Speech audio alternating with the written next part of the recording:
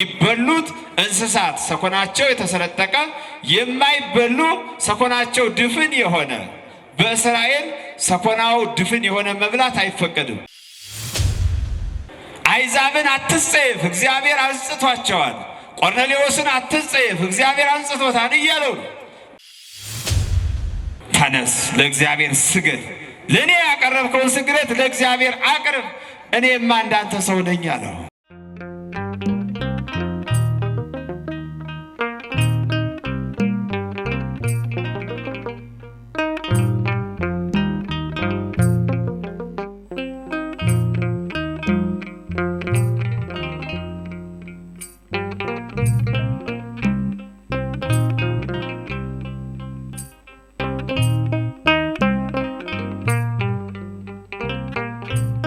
እግዚአብሔር ቅዱስ የሆነው መንፈሱን ልኮ እኔንም እናንተንም እንዲያስተምረን ቅዱስ ፈቃዱ ይሆንልን። ኦ ስምዖን ወልደ ዮና ኢከሰተ ለከ ዘሥጋ ወደም አላ መንፈሱ ለአቡየ። የዮና ልጅ ስምዖን ሆይ ይህንን ሚስጥር የገለጠልህ ስጋዊ ደማዊ ሰው አይደለም። ስጋዊ ደማዊ መምህር አይደለም። ስጋዊ ደማዊ አይምሮ ተመራምሮ አልደረሰበትም። አላ መንፈሱ ለአቡየ ዘበሰማይ፣ በሰማይ ያለው የአባቴ መንፈስ ቅዱስ ነው የኔ የገለጠልህ። ቃሉን የተናገረው መድኃኒታችን ኢየሱስ ክርስቶስ ነው። በመዋዕለ ሥጋዌው ከቅድስት ድንግል ማርያም ሥጋ ለብሶ በዚህ ምድር እየተመላለሰ አስተምሯል። 3 ዓመት ከ6 ወር ካስተማራቸው ትምህርቶች ወሳኝ የሆነው 3 ዓመት ሐዋርያትን ካስተማረ በኋላ ሚስጥረ ሥጋዌን ሚስጥረ ሥላሴን ከአብ ጋር ከመንፈስ ቅዱስ ጋር አንድ መሆኑን ቅድመ ይትወለድ አብርሃም አነ ሀሎኩ እያለ አብርሃም ሳይፈጠር ነበርኩ፣ አሁን በሥጋ ተገልጬ ስላያችሁ ጥንት ያልነበርኩ አይደለሁም እያለ አስተምሯቸዋል። 3 ዓመት ሐዋርያትን ካስተማረ በኋላ በፊልጶስ ቂሳርያ፣ ፊልጶስ የሚባለው የትውልድ መንደሩ ቂሳርያ ትባላለች። በዛ ቦታ በጥብርያዶስ ባህር ዳርቻ ላይ ሐዋርያትን ሰብስቦ ምን አላቸው? መነ ይብልዎ ሰብእ ለወልደ እጓለ እመሕያው። የማቴዎስ ወንጌል ምዕራፍ 16 ላይ እናገኘዋለን። ቁጥር 17 ሰዎች የሰውን ልጅ ማን ይሉታል አለ። እግዚአብሔርን ስናመልከው ማንነቱን አውቀን ነው። ከፍጡራን ጋር እንዳናስተካክለው፣ ከነቢያት ጋር እንዳናስተካክለው፣ ከነቢያት በላይ መሆኑን ማወቅ ያስፈልጋል። ስለዚህ ሰዎች እኔን ማን ይሉኛል ሲል ሕዝቡ እኮ 3 ዓመት ተምሯል። ግን 3 ዓመት ተምሮ በአምላክነቱ አላወቀውም። እንደ አንድ መምህር እንደ አንድ ነቢይ ያዩት ነበር። ትክክለኛ እምነት አልነበረም። ወንጌልን መማር የሚያስፈልገው የሞተልንን እንድናውቅ ነው። የደም ዋጋ ከፍሎብናል። ቅዱስ ጳውሎስ ሲናገር የራሳችሁ አይደላችሁም ይላል፣ የደም ዋጋ ተከፍሎባችኋልና። የደም ዋጋ የተከፈለልን መሆኑን የማናውቅ ብዙዎች አለን። ከሦስቱ ቅዱስ አንዱ ቅዱስ ከሰማያት ወርዶ ሥጋ ለብሶ በሰውነቱ ቀራንዮ ላይ ተሰቅሎ ሙቶ ሞታችንን አጥፍቷል። እየጠየቀ ያለው እንዲህ አይነት መልስ ፈልጎ ነው ስላስተማረ፣ ግን አላገኘም። ኤልያስ ነው የሚል አለ፣ ኤርምያስ ነው የሚሉ አሉ፣ ዮሐንስ መጥምቅ የሚልም አለ። ይህ ሁላ ሕዝብ 3 ዓመት ተምሮ አምላኩን አላወቀም። የተሳሳተ እምነት ነበር። እሱ እግዚአ ነቢያት ነው፣ የዮሐንስ ፈጣሪ ነው፣ የኤልያስ ፈጣሪ ነው፣ የኤርምያስ ፈጣሪ ነው። ግን ፈጣሪውን ፍጡር አድርገው አዎ ኤልያስ ነው ይሉ ነበረ። ማስተዋሉን ለሁላችን ያድለን። በመጨረሻ ጊዜ የሕዝቡን ሐሳብ ከሐዋርያት አንደበት ከሰማ በኋላ አንትሙሰ መነ ትብሉኒ፣ እናንተስ እኔ ማን እንደሆንኩ ታስባላችሁ? ከዋልኩበት ትውላላችሁ፣ ካደርኩበት ታድራላችሁ።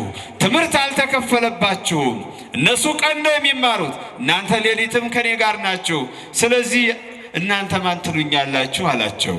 በዚህ ጊዜ ቅዱስ ጴጥሮስ መንፈስ ቅዱስ ማንነቱን የወልድን ማንነት ገለጸለት። ከዛ በፊት እግዚአብሔር በሦስትነቱ በዘመነ ብሉይ አይታወቅም ነበረ። ስለዚህ መንፈስ ቅዱስ ምስጢር ገላጩ በሐዋርያት ላይ የወረደው ያ መንፈስ የባህሪ ሕይወቱ የኢየሱስ ክርስቶስ የባህሪ ሕይወቱ የሆነ ከአብ የወጣ ዘሰረጸ በአብ መንፈስ ቅዱስ ለጴጥሮስ ምስጢሩን ገለጠለት። ስለዚህ ምን አለ? አንተ ውእቱ ወልደ እግዚአብሔር። ሌሎች ስላላወቁ ኤልያስ ቢልሁም ኤርምያስ ዮሐንስ ቢልሁም አንተ ግን የእነሱ ፈጣሪ ነህ፣ የሕያው እግዚአብሔር ልጅ ነህ። ብርሃን ዘእም ብርሃን፣ ከብርሃን አብ የተገኘ ብርሃን ወልድ፣ አንተ የሕያው እግዚአብሔር ልጅ ነህ አለ። አሁን የክርስትናው መሰረት ፋውንዴሽን ተገኘ። የኦርቶዶክስ መሰረቷ ይሄ ቃል ነው። ስለዚህ ኢየሱስ ክርስቶስ ምን አለው? ይህን የገለጠልህ ስጋዊ ደማዊ ሰው መምህር አይደለም፣ ወይም ደግሞ ስጋዊ ደማዊ አእምሮ ተመራምሮ አልደረሰበትም። ይህን የገለጠልህ በሰማያት ያለው የአባቴ መንፈስ ከአብ የወጣ የባህሪ ሕይወቴ የሆነ መንፈስ ቅዱስ ነው የገለጠልህ። ስለዚህ አንተ የተናገርከው ቃል አንተ ኮክ ወዲህ በዛቲ ኮክ አንጻ ለቤተ ክርስቲያን ቅድስት ወይክልዋ አናቅጸ ሲኦል አንቀልቅሎታ ወአማንስሎታ ወለከ ውበከ መራሁተ ዘመንግሥተ ሰማያት። ይህ የተናገርከው ቃል የእምነት መሰረት ነው። የሕያው እግዚአብሔር ልጅ ማለት የእምነት የኦርቶዶክስ የክርስትና መሰረት ነው። ስለዚህ በዚህ ቃል ቤተ ክርስቲያኔን እሰራለሁ። በእኔ የሚያምኑ ሁሉ በወልደ እግዚአብሔርነቴ አምነው የሚጠመቁ ምእመናኖች በዚህ ቃል በአንተ በተናገርከው ቃል ቤተ ክርስቲያኔን እሰራለሁ አለ መድኃኔ ዓለም። ቅዱስ በሆነው መንፈስ ሁላችንን ይስራል። የሚገርም እኮ ነው። ከዚህ ቀጥሎ ሦስቱ ወንጌላውያን ማቴዎስ፣ ማርቆስ፣ ዮሐንስ ይሄድ ሦስቱ ወንጌላውያን ማቴዎስ፣ ሉቃስና ሦስቱ ወንጌላውያን ጽፈውታል።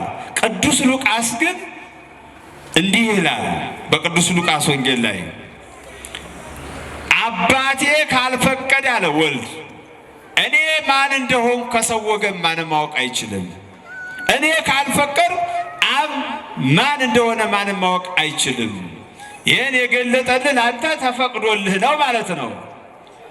ወልደ እግዚአብሔርነቱን መድኃኒትነቱን ለሁላችንም እንደ ጴጥሮስ መንፈስ ቅዱስ ይግለጽልን።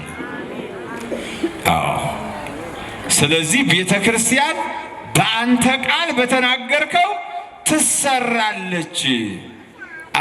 የእግዚአብሔር ቃል መሰረት ነው ምእመናን።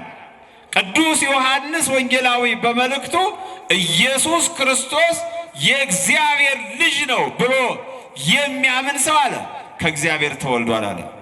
እስኪ እኔ የምለውን ቃል ከኔ በኋላ በሉ።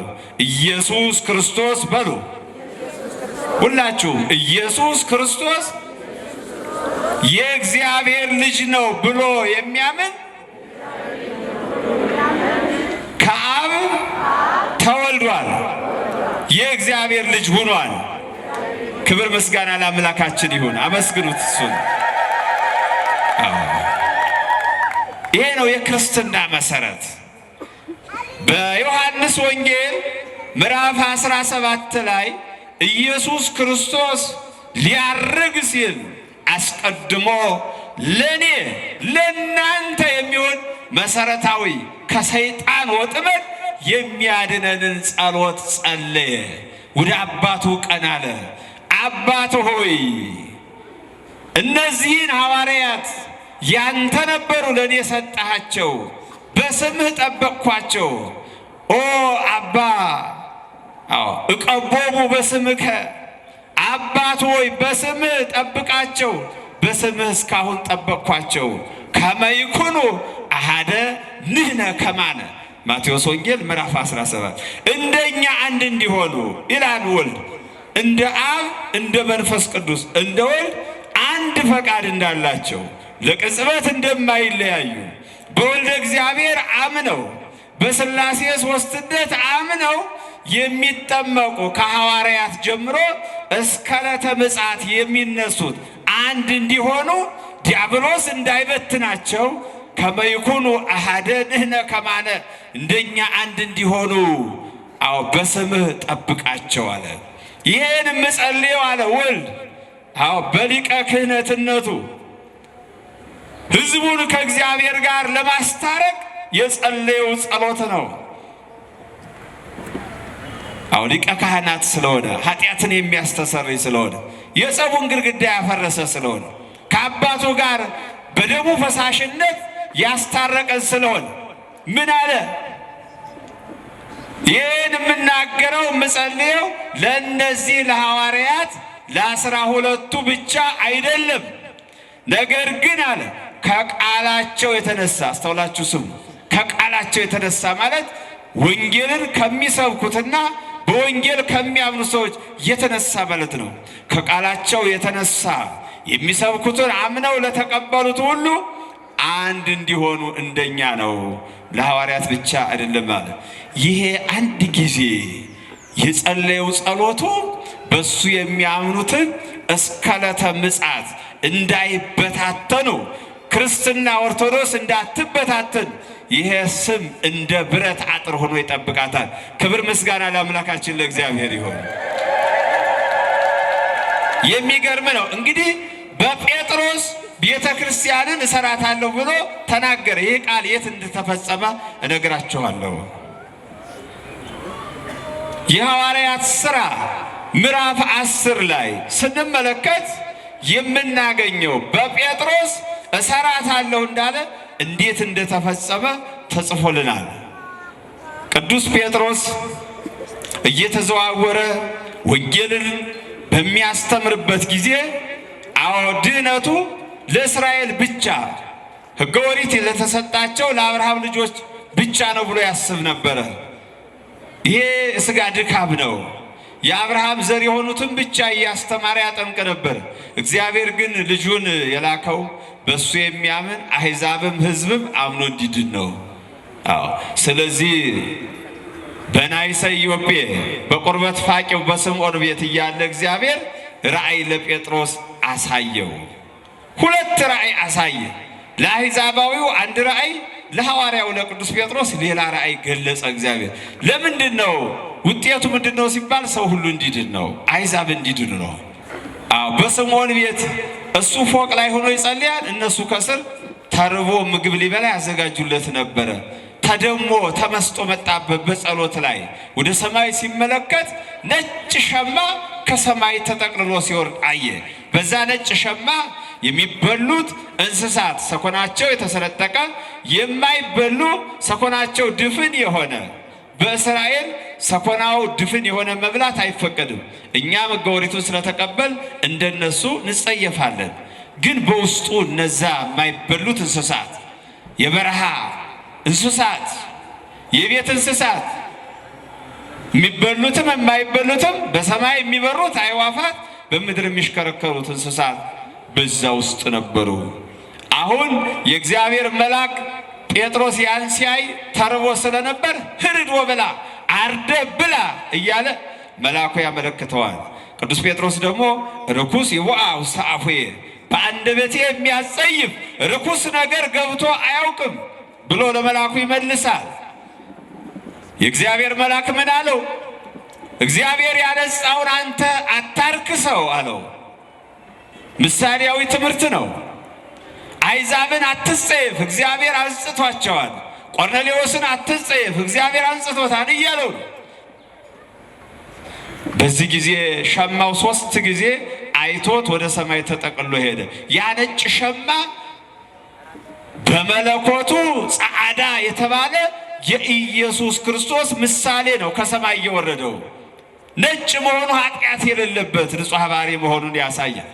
በዛ ተጠቅልለው ነፍሳት መዳናቸው በትንሣኤው ያመኑት ሁሉ ከአሕዛብም ከሕዝብም የመዳናችን በዛ ነጭ ሸማ እንደተጠቀለለ በክርስቶስ ሆነን ከወይን ግንዳችን ጋር ወደ ሰማያት ማረጋችን በአብ ቀኝ መቀመጣችን ለዘላለም በመንግሥተ ሰማያት መኖራችን የሚያሳይ ነው። ክብር ምስጋና ለአምላካችን ለእግዚአብሔር ይሁን። አመስግኑት እግዚአብሔርን። ይህ ነገር ይሄ ራእይ ምንድን ነው ሲል ደግሞ እግዚአብሔር ቆርኔሌዎስ የሚባል ከአሕዛብ ወገን የሆነ ሁልጊዜ ወደ እግዚአብሔር የሚጸልይ ሰው ነበር።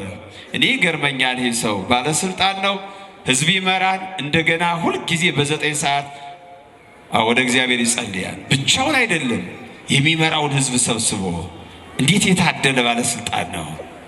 በዚህ ጊዜ እግዚአብሔር ከሰማይ ሆኖ ቆርኔሌዎስን አየው። እንዲህ ይላል ነቢዩ ዳዊት ዘፈጠራሁ ለእዝን ኢይሰምዕኖ ዘፈጠራሁ ለዓይን ኢይሬእይኖ ይላል። እግዚአብሔር ዓይን የፈጠረ አያይም ትላለህን? ያያል እንጂ የሚያይ ዓይን የፈጠረ እንዴት አያይም? ጆሮ የፈጠረ አይሰማኝም ትላለህን? ጸሎቴ ዘገየ እግዚአብሔር አይሰማም ትላለህን? ጆሮን የፈጠረ መስማትን የሰጠ እንዴት አይሰማም ይላል። እግዚአብሔር ያያል። ይህ ብቻ አይደለም። እስመ አዕይንቲሁ ለእግዚአብሔር ሀበ ጻድቃኑ ይላል። የእግዚአብሔር ዓይኖች ወደ ጻድቃን ናቸው። አዎ እሱን ወደሚፍሹት ወደሚፈልጉት ናቸው። ቆርኔሌዎስን ከሰማይ ሆኖ አየ። እግዚአብሔር ከሎሌዎቹ ከቅዱሳን መላእክት አንድ መልአክ እግዚአብሔር ላከ። በነገራችን በድህነታችን ላይ በሐዋርያት ስብከት ብቻ ሰው አልዳነም። የዳነው በቅዱሳን መላእክት እርዳታ ነው። ቅዱሳን መላእክት ወንጌል እንዲያደርሱ ሐዋርያት ሲታሰሩ እስር ቤቱ እንደተዘጋ ከእስር ቤት እየጎተቱ እያወጡ ምን ታረጋላችሁ? በሐዋርያት ሥራ ምዕራፍ 5 እዚህ እስር ቤት ምን ታረጋላችኋል? ቅዱሳን ሐዋርያት ታስረው የዚህን የሕይወት ቃል ሂዱና ስበኩ አሏቸው። በሩ እንደተዘጋ ከእስር ቤት ሐዋርያት መላእክት ይዘዋቸው ወጡ። የቅዱሳን መላእክት እርዳታ የነ ቅዱስ ዑራኤል፣ የነ ቅዱስ ሚካኤል፣ የነ ቅዱስ ገብርኤል እነዚህ ናቸው የሚላኩት እኮ። አዎ አሁን ወደ ቆርኔሌዎስ የተላከው የእግዚአብሔር መልአክ መጣና በጸሎቱ ሰዓት እግዚአብሔር አለ። ቆርኔሌዎስ ሲያደርግ የነበረው እግዚአብሔር የምናደርገውን እዚህ አመተን የምንሰጠውን እያንዳንዱ የማያውቅ እንዳይመስለን፣ እያንዳንዱ በእግዚአብሔር ዘንድ ይታወቀ ነገር ነው። ቆርኔሌዎስ ለድሆች ገንዘብ ይሰጣል፣ ይጸልያል። እግዚአብሔር ጸሎቱን ሰማ፣ ምጽዋቱንም ተቀበለለትና መልአኩ መጥቶ ቆርኔሌዎስ ሆይ አለው፣ እግዚአብሔር ምጽዋትህን ተቀብሎታል፣ ጸሎትህን ሰምቷል። ግን ፍጹም የእግዚአብሔር ልጅ መሆን አንድ ነገር ያስፈልግሃል። አንተን የሚያስተምር አንተን የሚያጠምቅ ሐዋርያ ቅዱስ ጴጥሮስ የሚባል አለ፣ እሱን አስጠራው ብሎሃል እግዚአብሔር አለው ለቆርኔሌዎስ የእግዚአብሔር መልአክ። ቅዱሳን መላእክት ወደ ሁላችን ይላክልን እግዚአብሔር። አሜን በሉ እስኪ። አዎ መልአኩ ይህን ተናገረ። በወንጌል ሥራ ውስጥ ተሳተፈ መልአኩ ማለት በሰዎች መዳን ተሳተፈ። ቅዱስ ጴጥሮስ ራእዩ ምንድን ነው ሲል በር ተንኳኳ። ጴጥሮስ የሚባል ሰው በዚህ ቤት አለ አሉ። ቆርኔሌዎስ መልእክተኛ ልኳ መልአኩ ስለነገረው የዛሬ 4 ቀን ሲጸልይ ቆርኔሌዎስ መልአክ ተገልጾለት አንተን እንዲያስጠራ ስለተነገረው መልእክተኞች ነን መተናን አሉት። ጴጥሮስ ግን አሕዛብን ይጸየፍ ስለነበረ አዎ መሄድ አልፈለገም። መንፈስ ቅዱስ ግን አሁንም ለጴጥሮስ እኔ ነኝ የላኳቸው ሂድ አትጠራጠር አለው። አያችሁ አሁን መንፈስ ቅዱስ ባይረዳው ጴጥሮስ እኮ ሂዶ ቆርኔሌዎስን አያጠምቀውም ነበር። መልአኩ መጥቶ ባይናገር ቆርኔሌዎስ መልእክተኞች አይልክም ነበር። ስለዚህ መንፈስ ቅዱስ እምቢ ማለት ስለማይቻል ከአብርሃም ዘር አሕዛብን ከሚጸየፉት ለምስክርነት ነገ እንደሚያስከስሰው ስለሚያውቅ በሐዋርያት ጉባኤ ተከሷን። በዚህ ጉዳይ ጴጥሮስ ሄደ። ሲሄድ ሕዝብ ተሰብስቧል። አገር መሪ ነው ቆርኔሌዎስ። ሕዝቡን ሰብስቦ ጠበቀው። ጉባኤ አዘጋጅቶ ጠበቀው። የተባረከ ሰው ወድቆ ለጴጥሮስ ሰገደ ይላል። ቆርኔሌዎስ ባለስልጣን እኮ ነው። ጴጥሮስ ግን እኔ እንዳንተ ሰው ነኝ፣ ተነስ ለእግዚአብሔር ስገድ፣ ለእኔ ያቀረብከውን ስግደት ለእግዚአብሔር አቅርብ፣ እኔማ እንዳንተ ሰው ነኝ አለው። ለምን አስጠራኸኝ ሲለው የዛሬ 4 ቀን እግዚአብሔር መልአክ ላከልኝ፣ አንተን እንዳስጠራም የተላከው መልአክ ስለነገረኝ ነው። አሁን እግዚአብሔር ያዘዘህን ለመስማት በዚህ ያለን ተናገር አለው። ከዚህ ሰዓት ጀምሮ ጴጥሮስ ንስሐ ገባ። መጀመሪያ ጴጥሮስ ንስሐ ለመግባት የሚቀድመው የለም። ጌታውን ክዶ ነበር፣ ተጸጽቶ ንስሐ ገባ። አሁን ደግሞ እዚህ ላይ አሕዛብን አለማስተማሩ ኃጢአት እንደሆነ ስለገባው በእውነት ዛሬ እግዚአብሔር ራእይ ባያሳየኝ እናንተ ጋር እንድመጣ መንፈስ ቅዱስ ባይነግረኝ አልመጣም ነበር። ምክንያቱ በእኛና በእናንተ መካከል እኛ ሰኮናው ያልተሰነጠቀ አንበላም፣ እናንተ ትበላላችሁ። ትልቅ ልዩነት አለ። ስለዚህ ግን እናንተን እንዳልጸየፍ መንፈስ ቅዱስ ሂድ ስላለኝ ነው የመጣሁት ብሎ ማስተማር ጀመረ። ስለ ኢየሱስ ክርስቶስ የተሰቀለው ደሙን ያፈሰሰው ለእስራኤል ብቻ ሳይሆን ለሰው ዘር በሙሉ መሆኑን ነገራቸው። እንዲህ ይላል በአንደኛ ጴጥሮስ መልእክቱ ምዕራፍ 2 ላይ ውእቱ ተሰቅለ ዲበ ዕፅ በሥጋሁ ከመ ያውፅአነ እምኃጣውኢነ ወበቁስሉ ያሕይወነ። እሱ አለ በሥጋው መድኃኒታችን ኢየሱስ ክርስቶስ በሥጋው በዕፀ መስቀል ላይ የተሰቀለው በእንጨት መስቀል ላይ የተሰቀለው እኛን ከኃጢአት ሊያድነን ነው አለ። በቁስሉ ይፈውሰን ዘንድ ነው አለ። ያ ቀራንዮ ላይ የተሰቀለው የእኛን ስቅለት ነው። የሞተው የእኛን ሞት ነው። በመስቀል ላይ የተሰቀለው ዓላማው እኛን ለማዳን ነው ብሎ ለአሕዛብ ሰበከ። በዚህ ጊዜ ሁሉም ጴጥሮስ የተናገረውን አሜን ብለው አሕዛብ ተቀበሉ። እንዲህም አላቸው፣ ካመናችሁ ከአብርሃም ልጆች ጋር የመንግሥተ ሰማያት ባለቤት ትሆናላችሁ። በስሙ ቀራንዮ ላይ በተሰቀለው በኢየሱስ ክርስቶስ ካመናችሁ የኃጢአት ስርየት ታገኛላችሁ አላቸው። ይህን ሲነግራቸው እናምናለን ሲሉ በሐዋርያት ላይ የወረደው የእግዚአብሔር መንፈስ በቆርኔሌዎስና በተሰበሰቡ አሕዛብ ቃሉን ሰምተው ባመኑት ላይ ወረደ ይላል። ክብር ምስጋና ለአምላካችን ለእግዚአብሔር ይሁን። 5000 ሰዎች አምነው በሥላሴ ሦስትነት በኢየሱስ ክርስቶስ መስዋዕትነት ለነሱ ብሎ እንደተሰቀለ አምነው ተጠመቁ። ጴጥሮስ ግን ተገረመ። ገና ሳያጠምቃቸው ነው መንፈስ ቅዱስ የወረደው።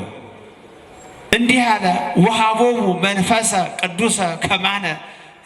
በእኛ ላይ የወረደው መንፈስ ቅዱስ በአሕዛብ ላይ ከወረደ አለ ውሃ እንዳይጠመቁ መከለክላቸው እኔ ማን ነኝ አለ።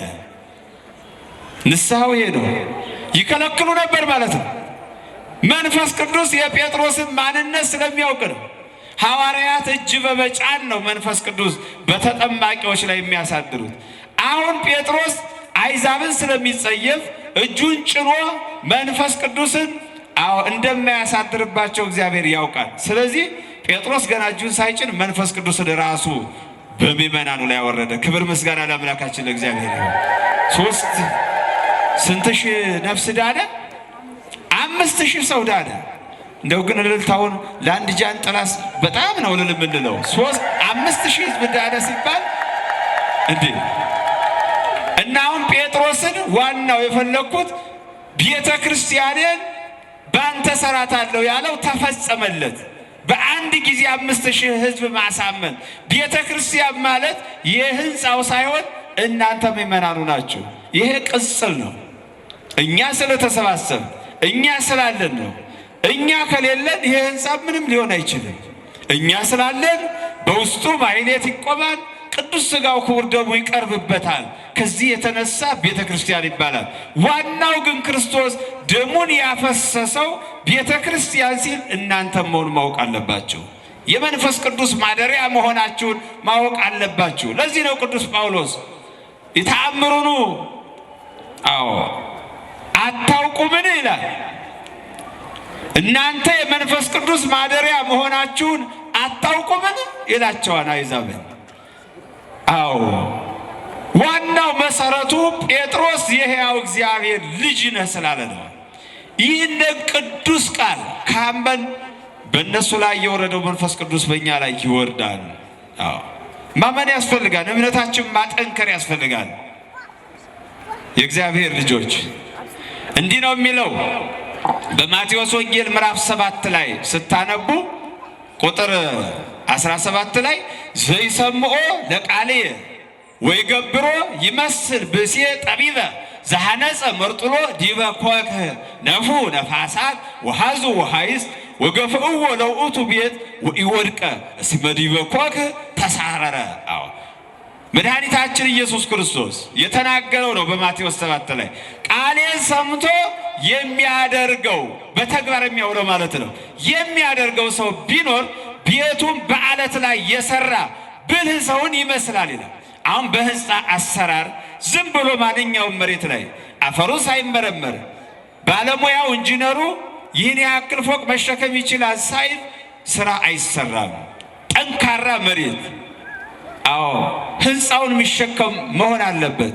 በተለይ ረጅም ፎቅ የሚሰራ ከሆነ ጠንካራ መሬት መሆን መቻል አለበት።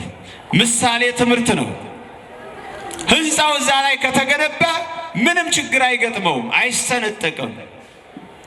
አለበለዚያ ዝም ብሎ መሬቱ ህንፃ መሸከም የማይችል ዝም አሸዋማ ከሆነ ህንፃው ወደ ታች ሊሰርግ ይችላል።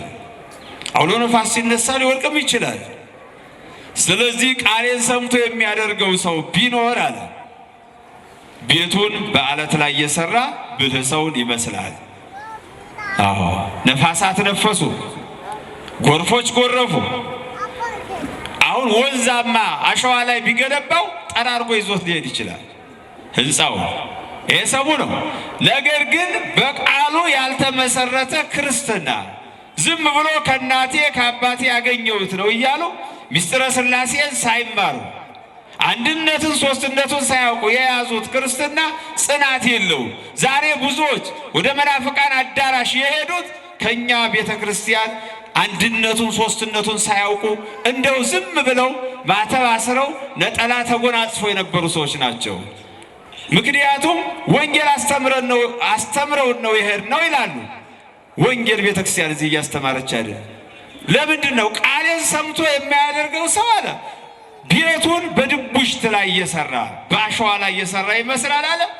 ነፋሳት ነፈሱ የተባለ የመናፍቃን ክህደት ነው፣ የጥርጥር ትምህርት ነው።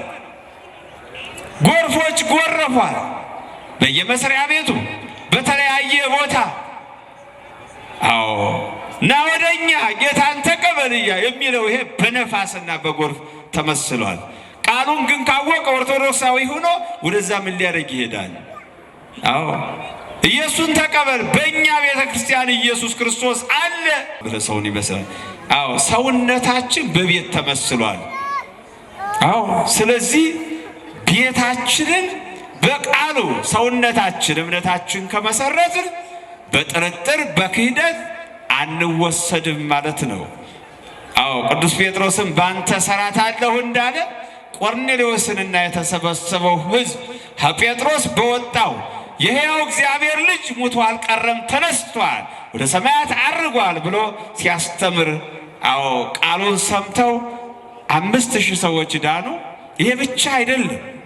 በበዓለ 50 ቅዱስ ጴጥሮስ በማርቆስ እናት ቤት ከቅድስት ድንግል ማርያም ጋር ከወንድሞቹ ከሐዋርያት ጋር ከሰባ አርድእት ጋር ከሴቶችም ከ36ቱ ቅዱሳት አንስት ጋር ሁነው ጌታ መንፈስ ቅዱስ እልክላችኋለሁ ጸልዩ ባላቸው መሰረት እየጸለዩ እያለ ድንገት እንደሚነጥቅ አውሎ ነፋስ ድምፅ ከሰማይ መጣ። ጌታ ባረገ በ10ኛው ቀን በዓለ ኀምሳ ይባላል።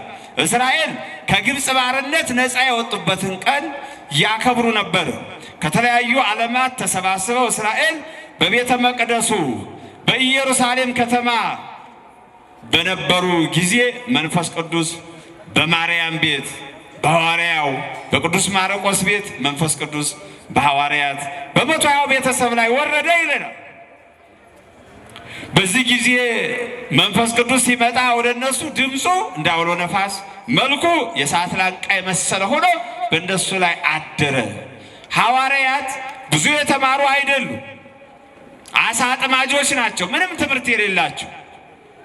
ነገር ግን መንፈስ ቅዱስ ስለወረደባቸው ፈርተው የዘጉትን በር በእምነት ከፍተው ወደ አደባባይ ወጡ።